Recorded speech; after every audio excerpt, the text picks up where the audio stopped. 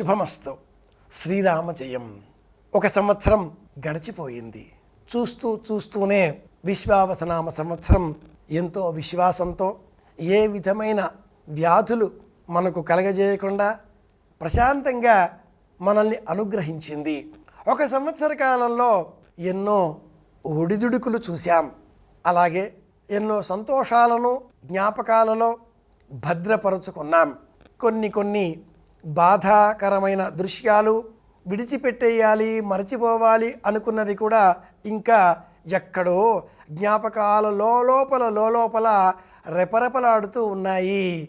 వాటిని విడిచిపెట్టవలసిన రోజు ఈరోజు ఫాల్గుణ బహుళ అమావాస్య. జ్ఞాపకాలను, బాధాకరమైన జ్ఞాపకాలను విడిచిపెట్టవలసిన రోజు.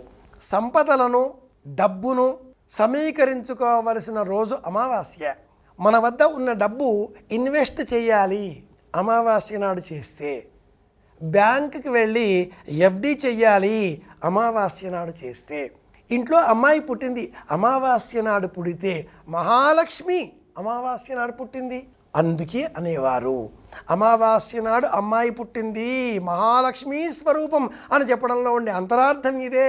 ఆ ఇంటికి విపరీత రాజయోగం, ధనం ఇంకా లభించబోతోంది.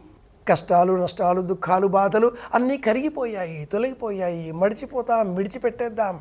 శుభం, ఆనందం, మంచి శోభాయమానంగా మంచి ఊహలతో ముందు ఇలా ఆలోచన చేసే ప్రయత్నం చేద్దాం. ఫాల్గుణ మాసం అమావాస్య తిథి పెద్దలకు సంబంధించినంత వరకు, పితృదేవతలకు సంబంధించినంత వరకు శ్రాద్ధ కర్మలను ఆచరించవలసిన రోజు. నువ్వులు, బియ్యం వినియోగించి తర్పయామి విడిచిపెడుతూ ఉంటాం. అలాగే అంతకంటే కూడా ఆనందదాయకంగా మరికొంత మంచి పెంచుకునే విషయంతో దానం కూడా చేయవలసిన రోజు ఈరోజే. దానం చేద్దాం, మన మంచి కోరే వారి సంఖ్యను పెంచుకుందాం. బాధాకరమైన, దుఃఖదాయకమైన ఈ విశ్వావసనామ సంవత్సరంలో గడిచిపోయిన జ్ఞాపకాలలో బాధాకరమైన సందర్భాలను విడిచిపెడదాం. మంచిని మాత్రమే స్వీకరిద్దాం. రేపటి పరాభవనామ సంవత్సర ఉగాది రోచిస్తులతో, కాంతులతో స్వాగతం పలుకుదాం. అందరి క్షేమాన్ని కోరుదాం. శుభమస్తు. శ్రీరామ జయం.